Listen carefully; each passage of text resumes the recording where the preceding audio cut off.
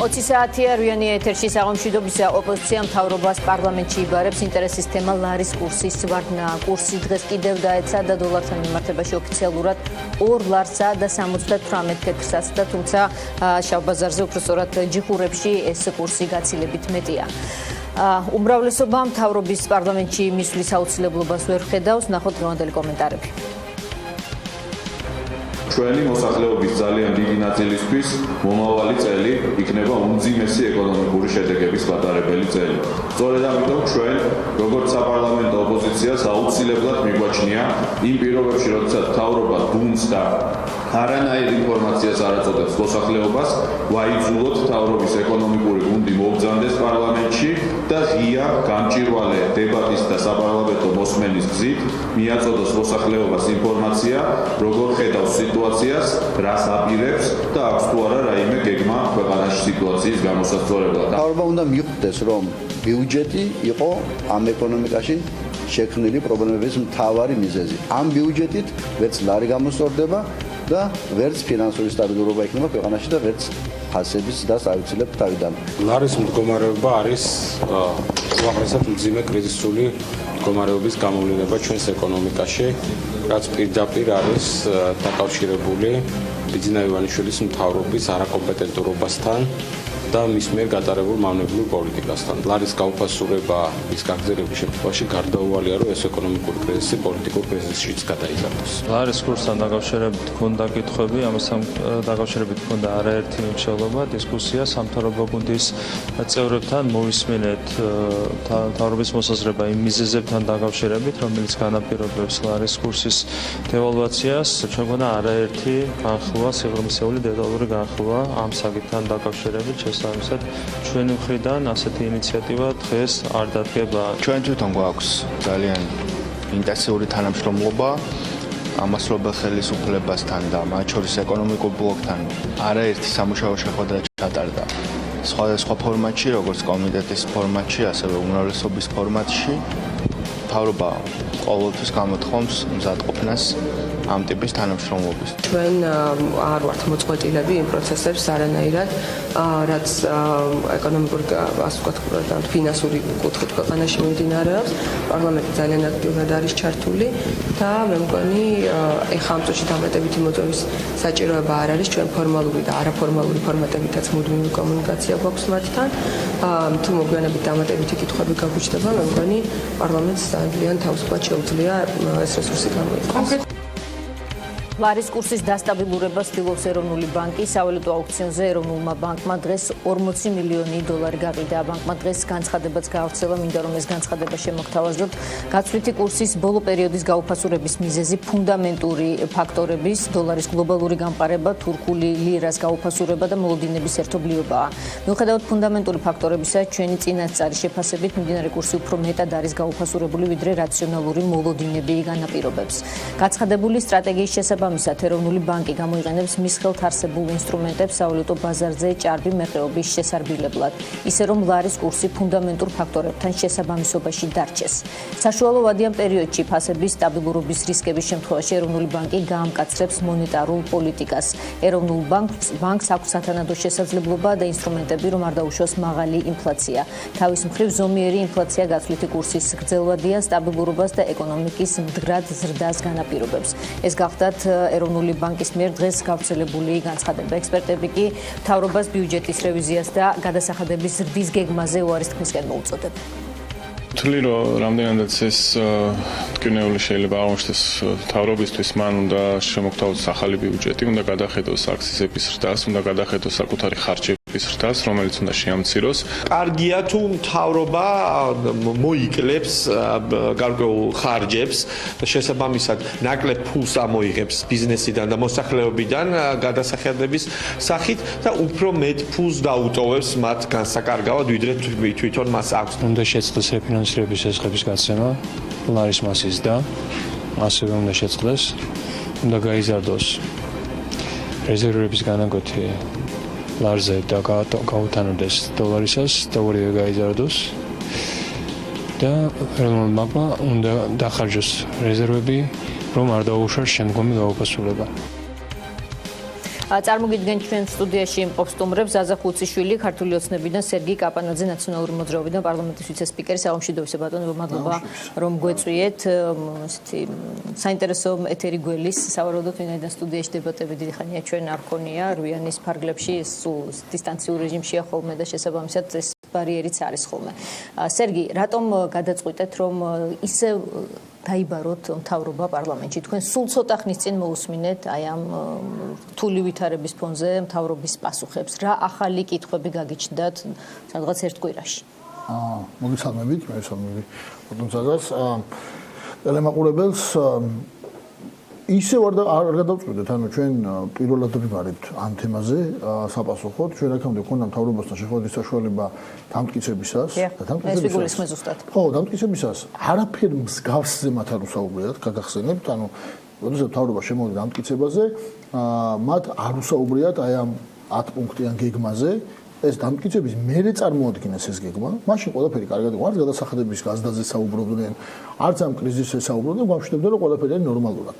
ბიუჯეტის კონტექსტში ჩვენ გვქონდა საშუალება რომ გვესაუბროთ ფინანსთა მინისტრთან და ფინანსთა მინისტრი მაშინ გვეუბნებოდა რომ ყველაფერი არის კარგად, მას შურვანტელიული თორსა ბუჯალარს იღებს კონკრეტული ქალბატონი სვანეთში და ასე შემდეგ, მაგრამ ამის მერე დრო გავიდა და ჩანს რომ სიტუაცია არათუ უკეთესობისკენ მიდის, ყოველ დღე უარესდება.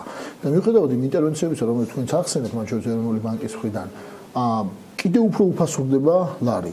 ანუ მთავრობის ზომები აშკარად არის არაადეკვატური. და ჩვენ გვინდა რომ მოსახლეობა მოისმინოს მთავრობისგან როგორ აპირებს ამის გაჩერებას. და მე მგონია რომ ყველაზე კარგი ფორმატი ამისთვის არის სწორედ უმცირესობასთან კამათი დისკუსია, ჩვენი აზრების მოსმენა მათ შორის და იმედი გვაქვს რომ ასევე კონკრეტული რეკომენდაციების გათვალისწინება. კიდევ ერთხელ ჩვენ რა თქმა უნდა პოლიტიკური დღესასრიგი გვაქვს როგორც ოპოზიციას, მაგრამ ეს არის შემთხვევა, როდესაც თითოეული ჩვენგანი, ჩვენი თანამოქალაქე ზარალდება აი ამ მავნებლური ეკონომიკური პოლიტიკით, რომელიც ხელისუფლებას აქვს. არის კონკრეტული თემები, რომელიც მათ შეუძლიათ გადაჭრან. ჯერ კიდევ მათ შორის ბიუჯეტის მკვეთრი შემცირება, მათ შორის ბიუროკრატიული ხარჯების შემცირება და მათ შორის უარის თქმა ამ მავნებლური დიაზე, რაც გვიქვთ გადასახადების გაზრდას. იმიტომ რომ პრაქტიკულად თქვენ მოუწოდებთ 10 პუნქტიანი გეგმის უკან წაღებაზე, ხომ ასე გამოდის? 10 პუნქტიანი გეგმის უკან წაღებას, ნუ დავარქმევთ ამას, იმიტომ რომ შეიძლება ესე ცუდად ჟღერდეს და ამიტომ უარი თქვა, ჩვენ მოუწოდებთ ერთადერთ სწორ გადაწყვეტილების მიღებას, რომელიც დღეს არსებობს. 10 პუნქტიანი გეგმა შეიძლება შეცვალონ და გახადონ 12-იანი ან 8 პუნქტიანი, მაგრამ არის კონკრეტული მიმართულებები, რომელსაც თუ არ გააკეთებენ, აუცილებლად იქნება უარესი მდგომარეობა და ამ პუნქტებში ნამდვილად არის თქვენი აზრით აუცილებლობა გადასახადების ზრდის შეჩერების ამ მომენტისთვის და ასევე ადმინისტრაციული ხარჯის შემცირების. იმიტომ რომ არათუ ეკონომიკური ზრდა არ გვექნება, კონკრეტული პრობლემები ექნება მოსახლეობამ. მარტი მაგალითს გეტყვი, დიდი არ მინდა დიდ ხანს გამიგზელდეს. კონკრეტული პურის მცხოველი, დღევანდელი ჩემი ინტერაქცია ერთ-ერთ Facebook მომხმარებელთან, რომელიც ამბობს რომელიც აცხობს შემოაქვს ფქვილი. ერთი ტომარა ფქვილი გაუძვირდა 7 ლარით. და ამბობს რომ პური რომ გააძვიროს 5-7 თეთრით, მაინც ვერ ხარჯავს, ანუ მაინც ვერ აბალანსებს დანახარჯს, რომელიც მიიღო. და კითხვა, რა ვქნა? აი მე მაინტერესებს, რა უნდა ქნას ამ ადამიანმა, რომელსაც დოლარის გამყარების და ლარის გაუფასურების გამო გაუძვირდა და პირველი იანვრიდან გაუძვირდება ასევე აქსიზის გამო. აი რა უნდა ქნას ახლა ამ ადამიანმა? პასუხი კიდევ ერთხელ არ ვამბობ ნიშნის მოგივით. აი ბატონო ზაზა მიქნებ გაგვცეს. ან ამიტომ გვინდა ეკონომიკური გუნდის მოსვლა, რომ მათ გაგვცეს ამნაირ კითხვებზე პასუხი. ესეთ ადამიანებს რას ეუბნებიან? იმიტომ რომ ამისი გამოსავალი არის, რომ ან გააძვიროს მაგალითად პურზე ფასი, თქვა 20 თეთრი და ყველა ჩვენგანის პრობლემა იქნება. ეს მარტო პურზე არ არის. არ არის, ვიცი, მაგრამ კონკრეტულ მაგალითზე მასალა. ან იმ თონეში თუ იმ საცხობში რაც აქვს, დაიწყოს შემცირება და ხალხი გაყაროს. სხვა გამოსავალი ხო არა აქვს იმ ადამიანს. ხო და ამ ვითარებაში მოგვიყვანა მთავრობა და პრობლემა ის კიდე რა არის? აქვე და ვამთავრებ. ფინანსთა მინისტრის მოადგილე, როცა იყო ჩვენთან კომიტეტის მოსმენაზე, პირდაპირ გითხრა, ბოლო 4 წლის განმავლობაში ქვეყნის ბიუჯეტი არ იყო ორიენტირებული ეკონომიკურ ზრდაზეო. და ეს არის თავი და თავი. არ იყო 4 წელი ორიენტირებული ხელისუფლება ეკონომიკურ ზრდაზე და ამიტომ ფუნდამენტური პრობლემა შეგვექმნა ეხლა. ამას ახლა რა თქმა უნდა დაემატა საგარეო ფაქტორებიც, განა ვინმე უარყოფს, რომ დოლარის გამყარება საერთაშორისო ტენდენცია, ფედმა გაზარდა, განაკვეთი ლირა უფასურდება. ესენი არის ფაქტორები, მაგრამ ამას ჩვენ დავახვედრეთ აქ კატასტროფული ეკონომიკური მდგომარეობა და რაც მთავარია არაადეკვატური ნაბიჯები მთავრობის მხრიდან. ზაზა, პირველ რიგში ასეთი კითხვა მაქვს თქვენთან. თქვენ დაეთანხმებოდით თუ არა ამ სიტყვის გამოყენებას კრიზისი? არის თუ არა დღეს ქვეყანაში სავალუტო კრიზისი სულ მცირე, რაც შეიძლება მერე გადაედოს პოლიტიკურ ფონსაც? მოდით ასე ვთქვათ, რომ კრიზისულია იმ ადამიანების მდგომარეობა ნამდვილად, ვისაც სესხი აქვს აღებული ამერიკულ დოლარში. ძალიან მძიმე არის იმ ადამიანების მდგომარეობა, ვისაც იმპორტზე აქვს ბიზნესი დააფუძნებული, რადგან ეს ადამიანები რიცხავენ დოლარს, შემდეგ ვერ ახდენენ ფარსების კორექციას, დროში ეწელებათ უკან ლარის ამოღება და ასე შემდეგ. მაგრამ ბატონმა სერგიმ ბრძანა, რომ რა თქმა უნდა, ამის ძირითადი მიზეზი საქართველოში არ არის. ყველა მიმართულებით ჩვენ ყველას ძირითად სავაჭრო პარტნიორს აქვს ჩვენზე ბევრად უფრო გაცილებით თუ არის მდგომარეობა. იგივე დევალვაცია რო ავიღოთ, აზერბაიჯანში ეს არის 120%-იანი, თურქეთში ეს არის 120%-იანი, უკრაინაში ეს არის 250%-იანი, რუსეთში 200%-იანი. საქართველო არის ღია ეკონომიკის ქვეყანა, პატარა ეკონომიკის ქვეყანა. ეს ერთი პრობლემა, რაც არის დოლარის გამყარება, ნამდვილად არის და იცით ალბათ, რომ ევროსთან მიმართებაშიც ასეთი მყარი დოლარი არ ყოფილა, თუ არ ვცდები 2001-2 წლების შემდეგ. გარდა ამისა, საქართველოს აქვს თავის პრობლემები. ეს არის დოლარიზაციის მაღალი კოეფიციენტი, ეს არის სავაჭრო ბალანსის უარყოფითი ბალანსი, იმპორტსა და ექსპორტს გულისხმობ, რა თქმა უნდა, რომელიც არ არის ერთ თვეში და ორ თვეში გადასაწყვეტი პრობლემა, იმიტომ რომ თითზე ჩამოსათვლელია ის პროდუქცია, რომელიც ჩვენ გვეყიდება და ჩვენ ძირითად სავაჭრო პარტნიორებშიც ეკონომიკური მდგომარეობა არ არის სახარბიელო და ეს გაყიდვები ხშირ შემთხვევაში, ვთქვათ, აღარ ხდება ისეთი ინტენსივობით, იგივე აი ღვინო რო ავიღოთ მაგალითად, ცადადე ამიწა არის 2006 წლის ემბარგომდე, რა ღვინოც გადიოდა თუნდაც რუსეთში და დღევანდელი სიტუაცია. რაც შეეხება დავასრულებ თუ შეიძლება. გარდა ამისა, 2014-16 წლებში საერთო კრიზისის გამო ჩამორიცხვები საქართველოში იმ ახლობლების მხრიდან, ვინც საქართველოში ფულს ურიცხავდა, იყო შემცირებული. საერთო ეკონომიკური მდგომარეობის გამო, რა თქმა უნდა, ინვესტიციები ისეთი მოძულობის არ არის, როგორც ჩვენ გვინდა, თუმცა ამ მიმართულებით არის მატება, იგივე თანხების გადარიცხვებთან ერთად არის მატება და მინდა გითხრათ, რომ იგივე მოგების გადასახადის გაუქმება იყო იგივე ნაციონალური მოძრაობის პროგრამაში, ასევე იყო 50,000 კაცის დასაქმება და რაც პრაქტიკულად ჩვენსაც ემთხვევა, იმიტომ რომ ჩვენ 4 წლიანში 200-ზე საუბრობდით და პლუს 50 ლარით პენსიების ზრდა, რომელიც დამატებით 420 მილიონი ლარია და ერთი მხრივ 500 მილიონის ამოღება და პენსიის 400 მილიონით ზრდა, არ ვიცი თვითონ როგორ აპირებდნენ ამას. რაც შეეხება აქციზებს და იგივე ხო იცით როგორც არ ვიცი. როგორ არა მილიონი თქვენ თვითონ პასუხობთ ხოლმე თქვენ თვითონვე, თქვენ არა კონკრეტულად რა თქვენი გულის არ უნდა ბიუროკრატიული ხარჯების შემცირებით. მაგრამ ერთ რამეზე მინდა რომ უბრალოდ კომენტარი გავაკეთოთ. ხო, ხაი მოკლე რეპლიკა თუ შეიძლება ზაზას არ დაუსრულებია როგორ ხდება. ბრძანეთ რა, აი კონკრეტულად თუ აი მიმდინარე თემებთან არ ამაზე ბუნებრივია. შეიძლება ხო დაამთავროს და რაც შეეხება იგივე აქციზების ზრდას. აი თუ კი ავიღებთ მაგალითად საწვავის ფასს 2012 წელს როცა მოხდა ხელისუფლების გადაბარება 2.35 ღირდა სუპერი, 2.30 ღირდა პრემიუმი და 2.35 ღირდა დიზელი და ფას წარმოქმნა იყო იმ ფასებით გათვალისწინებით. ამიტომ აქამდე აი ამ მატებით ფასები არავა და ძალიან დიდი იმედი გვაქვს რომ ფას წარმოქმნაში ეს სერიოზულ ცვლილებებს არ შეიტანს, იმიტომ რომ იმ ნიშნული არ იქნება. რამდენი იყო მაშინ? მაგას ამიშველება აქ უფრო საქართველოს მოსახლეობა ხო იხდიდა ამ თანხას 2.35-ს. ასე იგი, იცით რა შესაქმე, ეს არის ახლა ასე სპორადულად რაღაც ალაგ-ალაგ რაღაც მაგალითების მოყვანა. მე გეტყვით პრობლემა სად არის.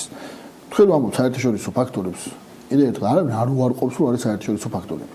მაგრამ არა თუ ჩვენ ისტორიაში, არამედ ევროპის თითქმის ყველა სახელმწიფოს ბოლო 20 წლის ისტორიაში ყველაზე დიდი საერთაშორისო შოკი რომელი იყო 2006-ში, როცა რუსეთმა ემბარგო გამოგვიცხადა, ერთ დღეში 40%-ით შეგვიმცირდა ვაჭრობა ყველაზე დიდ პარტნიორთან.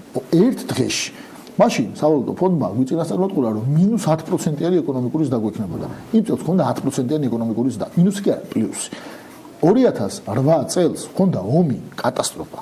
და იყო სოფლიოს ეკონომიკური კრიზისი, რომელიც დღეში არა თუ არ არის დღეს. არ ყოფილა ბოლო 50-60 წლის განმავლობაში. მიუხედავად ამისა 2010-ში და 2011-ში ჰქონდა 6-7% ეკონომიკური ზრდა. ეხლა ანუ საერთაშორისო ფაქტორები კი არ განაპირობებს ვიდრე ჩვენ არ პატარა ეკონომიკაში რა ხდება. განაპირობებს რა რეაქცია გაქვს საერთაშორისო ფაქტორებს.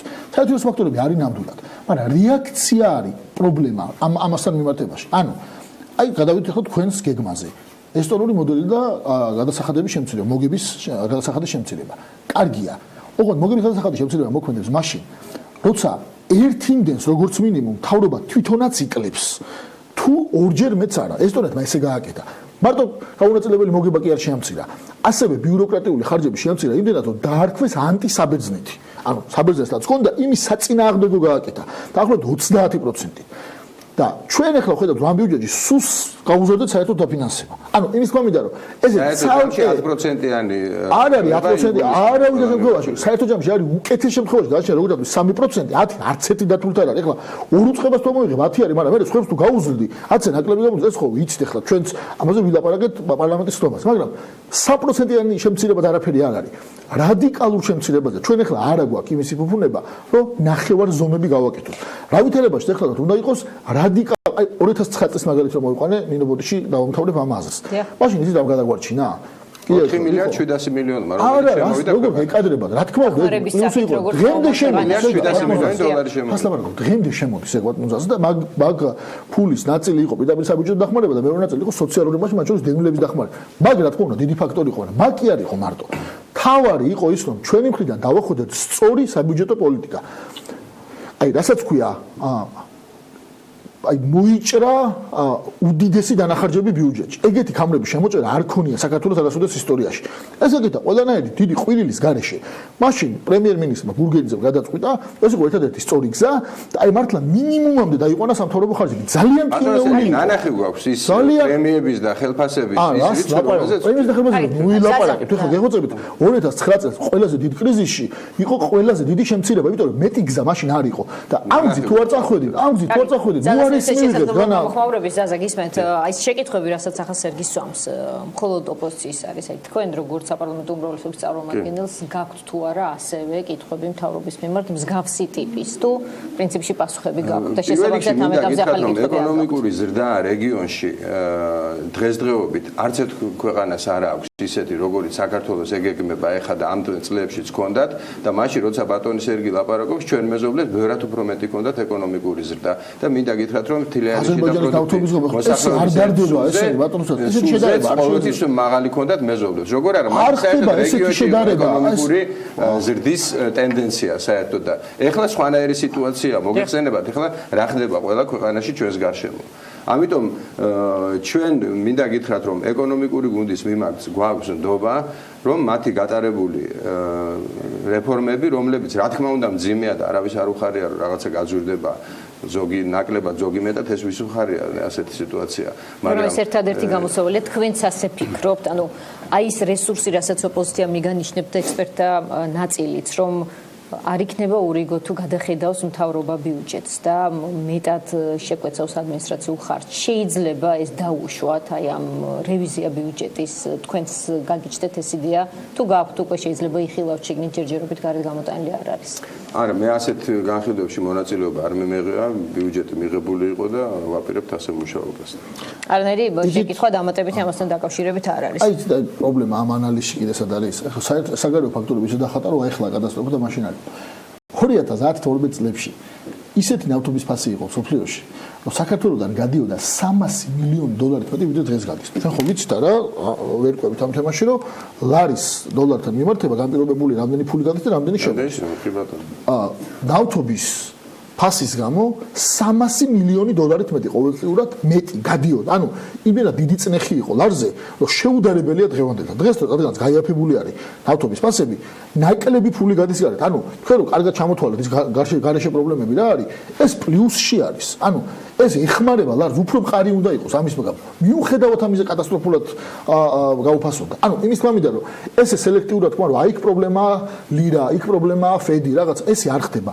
ერთიანობაში თუ აიღებთ არის პლუსები და არის მინუსები და მიუხედავად ამისა საქართველოს მთავრობის რეაქცია არის ისაც განაპირობებს როგორია ლარის კურსი დოლართან და რეაქცია არის არასწორი. არა თუ არასწორი არ არის, ეს ცნობილი წყევლა არ არის, რომ არც იცოდე და არც ხვისი არ გესმოდეს. აი ეგეთი რაღაც გამოდის. ანუ გასაგებია რომ არასწორი ის ამარა. ჩვენ ხო არ გეუბნებით მარტო. იგივეს გეუბნებიან ექსპერტები, იგივეს ამბობს მეტნაკლებად ვინც ერკვევა ეკონომიკაში, ერთ ექსპერტს ვერ დაასახელებ, მათ შორის იმ ადამიანებს, რომლებიც თქვენივე გუნდის წევრები იყვნენ და ხა დღეს შეიძლება აღარ არის ახლოსაფრთხო, რომლებიც ამბობენ ის გულისხმობთ ბატონისა. აუ და მაგალითად ბატონი პაპავა ეხლა რომელსაც გუშინ უსმენდი და ზუსტად იგივეს ამბობდა ასეთ ინსტიტუტების ფინანსურების შეფასებით საქართველოს მთავრობა ადეკვატურად იქცევა და სხვადასხვა ამერიკის ელჩმაცი გამოაცხადა თავისი მხარდაჭერა აი ამ გეგმის რომელიც ქართულ ოცნებას აქვს ახეთ ალბათ ეს განცხადება საერთოდ ინსტიტუტები რო იტყვიან რომ ცუდი გეგმაა მაშინ გვაქვს კატასტროფა აი ამას რო იტყვიან მე ვერაფერს ვეღარ გააკეთებ თუ ერთ თქვა და ვერც მთავრობის რომელიმე წევრი რომ სიტუაცია გამოიყვანოთ ამ კრიზისიდან ეს არის აი ძალიან მარტივი ამბავი რა ასე რომ მაინც და მაინც მაგათ მარტო ნუ მოусმენთ იმიტომ რომ კი ისინი არა ისინი ამბობენ ექსპერტებს მოусმინოთ ვინც პოლიტიკურად არიან და ისინი ამბობენ იმასაც ეკონომიკის არის კარგი ასევე რა თქმა უნდა პრემიერმას და ბანკმაც უნდა თქვას რომ კრიზისი მეტი აღარ მოხდება იმიტომ რომ თუ ილაპარაკეს იმაზე რომ კრიზისი გაღრმავდება უარესი მივიღეთ ის რომ გაუფასურება მოხდა მათ შორის იმის გამო იყო რომ აი ეს გეგმა იქნა წარმოდგენილი იმ ფორმით როგორც იქნა წარმოდგენილი ზაზა აი ამაში მიგაჩნიათ თქვა კიდე გაუფასურდება ლარი თავრობის წილი არის აი ამ გეგმის გამოცხადების ფორმა როგორიც იყო შეცვლილი ministrები გახსოვთ ეკონომიკის სააკაშვილის მიერ რაც არ მინიმუმ 15 მინიმუმ 15 ხო და რომელი იყო იქიდან ესეთი კარგი რომელმაც ეს ეკონომიკური პროგრესი მოგვიტანა სწორედ იმიტომ რომ სიტუაცია სხვა არის დღევანდელს მეგონი ძალიან მარტივი შესაძლებელია მაშინ იყო ერთ ყველაზე სტაბილური ვალუტა აბსოლუტურად სხვადასხვა სფეროდან კატასტროფული ეხლა მყავს კატასტროფული ეკონომიკური მატნოზაზე კიდევ ერთხელ შეიძლება პოლიტიკურად გამომივიდეს იმიტომ რომ ოპოზიციაში ვარ მაგრამ იმიტომ რომ თქვენ ბატონო სერგი თქვენ წელს ბოლო მაკვირვებს ასე არის ეკონომიკა მიდის ცუდი მიმართულებით აი დავანებოთ მინისტრებს და კონკრეტულ ადამიანებს თავი ეკონომიკა მიდის ცუდი მიმართულებით აი მეორე მაგალითს მოგიყვანთ კიდე კონკრეტული კომპანია რომელიც თქვენ შეიძლება იცოდეთ ხალბატონო ნინო მაგრამ არ დავასახელებ უნდა რომელსაც აქვს რომელშიც მუშაობს დაახლოებით 150 ადამიანი რომელსაც აქვს როგორც $6 ისე იხდის ქირას $.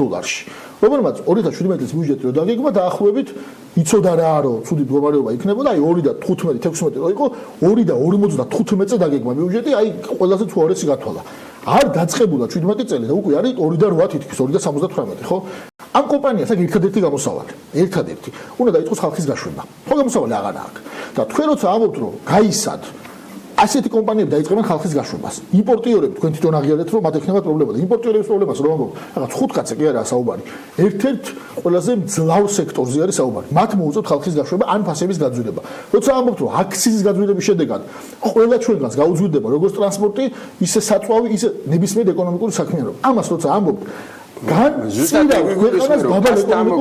იმ ფასებზე არის გათვლილი რომელიც იყო თქვენ დროს რა მნიშვნელობა ლარი რამდენი ყოფილა პირიქით უფრო ძლიერი იყო ლარი და 2.35 იხდიდა ის ადამიანი ხო ამიტომ ის ფას წარმოქმნაში ის თანხა დარჩენილი არის რომ არ გაძვირდეს ადეკვატურად როგორიც იქნება აქციზის მატება საწვავი უпростоრად საწვავის მერე პროდუქცია რომელიც ზაზა აი მე რა მაინტერესებს ნახეთ ავტობი და ჭდებოდა ამიტომ უფრო ძვირი ეხლა ავტობი არის იაფი და ჩვენთან იქნებ იქნება ძვირი უდიდესი განსხვავება არის ეხლა ეს ძალიან მარტივია ხო შესული იყო 2.95 დიზელის უფრო ძვირი ჭდებოდა და მეტი ფული გადიოდა საგებია 2.95 ფას არ მოგონა ზაზა მე მაინტერესებს რა უკაცრავად სერგი მე მაქვს შეკითხვა ხელისუფლების წარმომადგენელთან მაინტერესებს აი ეს თემები რომელიც ახლა თქვენ ოპონენტმა წამოჭრა და პირდაპირ ეხება ჩვენს მოსახლეობას ამ თემებზე თქვენ თავდაჯერებულები ხართ რომ აი ეს გეგმა მივა იმ წერტილამდე რომელიც გასაგებია ლარს უკან შეიძლება ვეღარ დააბრუნებს მაგრამ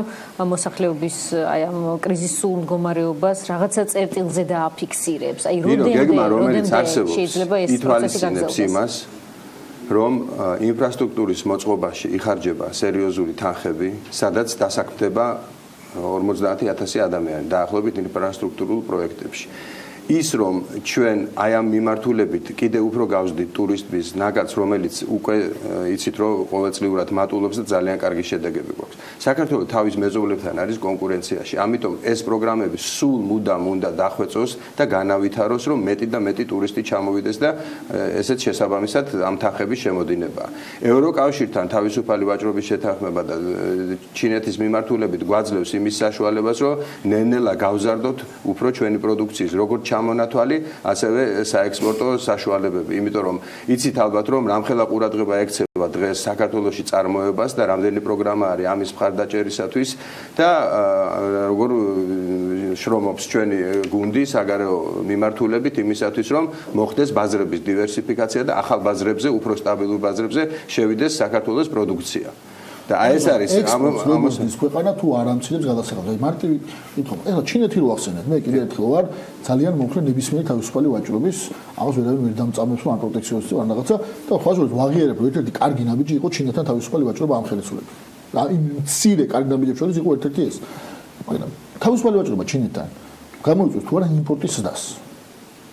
ჩვენ თვლით რომ საქართველოს იმდენად არ არის ჩინეთისთვის საინტერესო ბაზარი, რამდენად ჩვენთვის არის და ყოველ შემთხვევაში აი ამ ურთიერთობაში საქართველოს უფრო მოგებული. იმპორტიორები, ანუ თქვენ ახლა ამბობთ რომ როგორც იქნება თავისუფალი ვაჭრობა, იაფი ჩინური პროდუქტი საქართველოს არ შემოვა, არ გაიზარდება იმპორტი. გააჩნია რა პროდუქციის, რაღაცა გარკვეული რა პროდუქცია, თქო, კაი მე გიპასუხე, თავისუფალი ვაჭრობა გამოიწვევს ნამდვილად იმპორტის დას.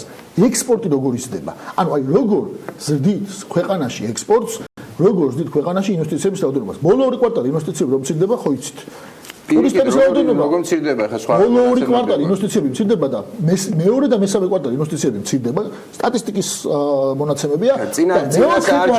წინასაარჩევნო პერიოდი მეორე და მესამე აქტივობით მათ შორის მესამე მეოთხეს რაც შეეხება. პირველში და მეორეში იყო სერიოზული მატება თქვენს. არა, პირველში იყო მცირე მატება, მეორეში და მესამეში იყო შემცირება და მეოთხეში იქნება შეიძლება ნეგატივი იყოს, იმიტომ რომ დიდი ფული გავიდა სოციეტე ჟენერალის გადაგების გამო. ესეც იცით თქვენ. ანუ ინვესტიციებში არის კლება, რაც რომ იზახოთ რომ არის მატება, არის კლება.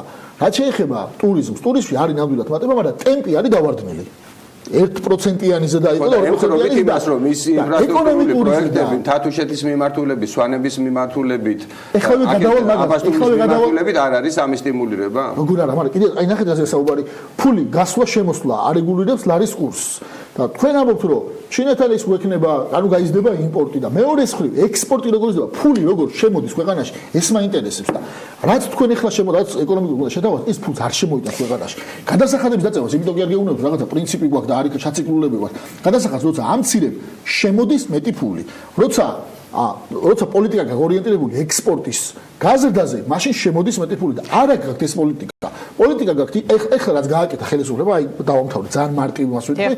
ექსპორტის გაზრდაზე ორიენტირებული კი არ არის, იმპორტის შემცირებაზე ორიენტირებული არის. ანუ ეს ხო იცია რომ ბალანსი უნდა დაჯდეს და ექსპორტს ვერ ზრდიან, იმიტომ რომ 4 წელი არ იყო ეკონომიკურ გზაზე ორიენტირებული ბიუჯეტი და ეხლა გადაწყვიტეს რომ იქნება მოვაჭერიოთ მოსახლეობას და აღარ იყიდონ, არ მოხმარება შეამცირონ. აი ეს არის და ეს მეტი კი არაფერი. ასევე არის რეკლამის რო გვაქვს და მიკროსაფინანსურებზე თუ უთხოვ პირველ რიგში მოხმარებას ამცირებს.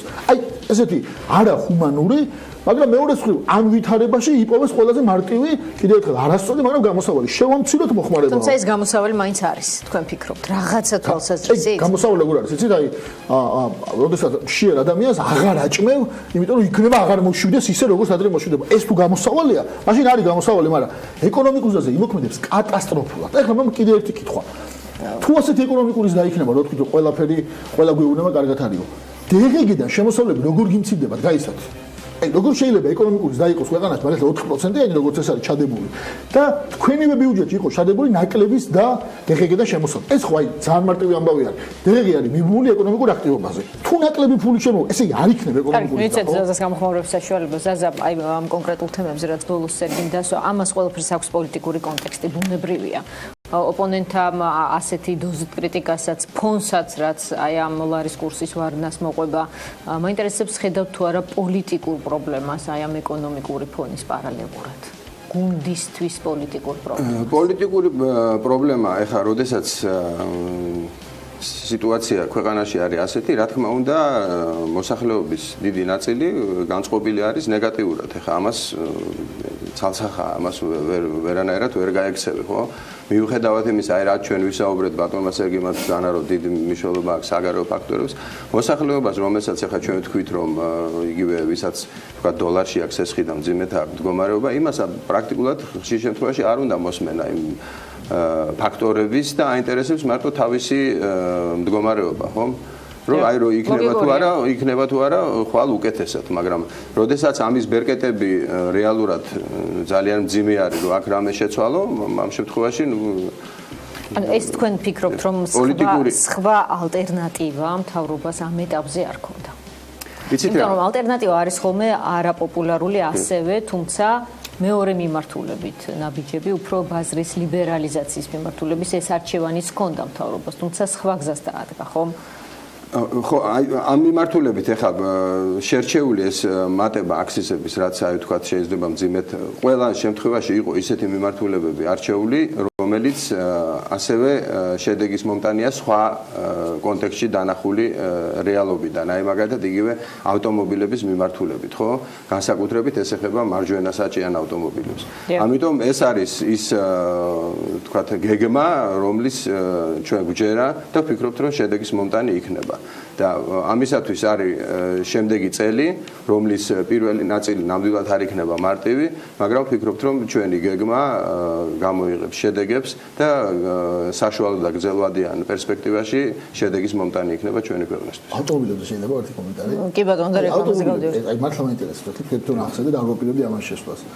ქვეყნის ეკონომიკას როგორ გააუმჯობესებს აი მარტო ავტომობილების სექტორზე რო არ გადავალ იმ სტატისტიკაში როგორ განადგურდა რეექსპორტის პოლიტიკა, ანუ როდესაც ჩვენი მთავარი შემოსავალი ბოლო წლების განმავლობაში იყო მეორადი ამანქანების რეექსპორტი, გასაგებია რომ იქ რეგიონული ფაქტორებიც იყო და აზერბაიჯანის გადაწყვეტილება და ის იყო, მაგრამ ეხლა მაინტერესებს. კარგი რომ ბატონო სერგი თქვენ თვითონ თქვით, იმიტომ რომ თქვენი გუნდის წევრები ამაში პირდაპირ გვადანაშაულებენ ჩვენ, როდესაც ეს აქსისი და ეს რეგულაციები აზერბაიჯანმა ყაზახეთმა ჩვენზე ადრე და იქით აღარ იყიდება მანქანა. არა, ეს ნახევრად თქმა არის, აქა ვარ და რა თქმა უნდა გაგისწორებთ. მაგაში გადანაშაულებენ აზერბაიჯანმა რო შეცვალა პოლიტიკა, ეგ ყველა მიცის კაცო, ისე როგორც ცენტრალურ აზიაში. იმაში გადანაშაულებენ, არ იმუშავეთ აზერბაიჯანთან, რომ გადაევადები, არ იმუშავეთ ირანთან, რომ ახალი ბაზარი ყოფილიყო ათვისებული, არ იმუშავეთ სომხეთთან, არ იმუშავეთ ცენტრალურ აზიის ქვეყნებთან, ამაში გადანაშაულებენ. თორემ მათო თავის გადაწყვეტილება მიიღეს, გასაგებია. ჩვენ აზერბაიჯანი შეიძლება საქართველოსთვის სასარგებლო გადაწყვეტილება მიიღო? რა თქმა უნდა, ბევრჯერ გაუკეთებია ბატონო ზაზა, ბევრჯერ. როცა ამ ავტომობილების მიმართულებით. რა თქმა უნდა, აბა როგორ შეიქმნა ეს ბაზარი? თქვენ გონიათ ეს ბაზარი ხოპდა თავისით შეიქმნა? ხელისუფლების საგარეო პოლიტიკის ერთ-ერთი მნიშვნელოვანი ნაწილი ხმა. წარსულს თავი დავუყო, ეხლა მაინტერესებს. ეხლა აქცისი რო გაიზრდება. მოსახლეობის უდიდესი 90% მანქანების არის ძველი მანქანები. ეხლა რო აქცისი გაიზრდება და თქვენმა მინისტრმა ბრძანა რომ და დეპუტატმა ბატონმა ქუცნაშვილმა რომ ეხლა მოსახლეობა უნდა გადაჯდესო ჰიბრიდულ მანქანებზე და ელექტრომანქანებზე. ეხლა მე მაინტერესებს. ფულს საიდან იშოვის, რომ შემოიყვანოს უფრო ძვირი მანქანა. აი უბრალოდ გეხოცებ გამეცით ამაზე პასუხი. 90% მანქანების არის ისეთი, რომელიც ხდება გაძვირებულ აქციაში. ხო ესია? 90% თქვენმა მინისტრმა თქვა ეს სტატისტიკა. მე მგონია რომ უფრო მეტი არ, მაგრამ თქვა არის 90%. როგორ საიდან აქვს ხალხს ეს ფული? კარგით, არსებობს ახლა ამაზე პასუხი. არ არსებობს, ამას გეუბნები. ამას გაამართლებს ხელისუფლების წარმომადგენლები. გაპასუხებინოთ, აბა. შეიძლება ეს არ გქონდეს ბატონმა სასამარა. გაამართლებს იმით, რომ ესო გარემოზე მოქმედებს კარგად და ნაკლებ და კი ბატონო, მით უმეტეს გარემო პირდაპირ დაკავშირებულია მის საქმიანობასთან პარლამენტში და გისმენთ. უნდა მანქანის გამოცვლა, რომელიც ეხლა უფუჭდება. ახალ მანქანას რო შემოიყვანს არ აქვს იმისი ფული, რომ ეს მანქანა შემოიყვანოს. ანუ თქვენ თვლით, რომ შემოიყვანოს კიდე 30 წლის მანქანა, რომელიც ვერ უძლებს 30 წლის მანქანა კი არ შემოიყვანოს. შემოიყვანოს თუნდაც 11 წლის მანქანა, იმიტომ რომ ამ მანქანი შეულობს ფულს და ეკონომიკური და რო იქნება ისეთი, როცა აღარ გაჭირდება. გაპასუხებინოთ ზაზას, მანქანა შემოყავს, უფრო მეტი როა გადასახდელი და კარგ მანქანაზე ნაკლები, ესეც ხო არის ეს ფაქტორია რა. იმისათვის რომ კარგ მანქანას რო შემოიყვანს, უფრო იაფი დაუჯდება ვიდრე ძველი მანქანა. არა, ჯერში არ დაუჯდება, მაგრამ დღეს რო იხდი და $4,000 თქვენაც ახლა პოლიტიკა გაატარეთ $4,000 ვეღარ შემოიყვანს საერთოდ მანქანას და კარგი მანქანა დაუჯდება $9,000 და ცუდი დაუჯდება $10,000 და ის $5,000 არა აქვს.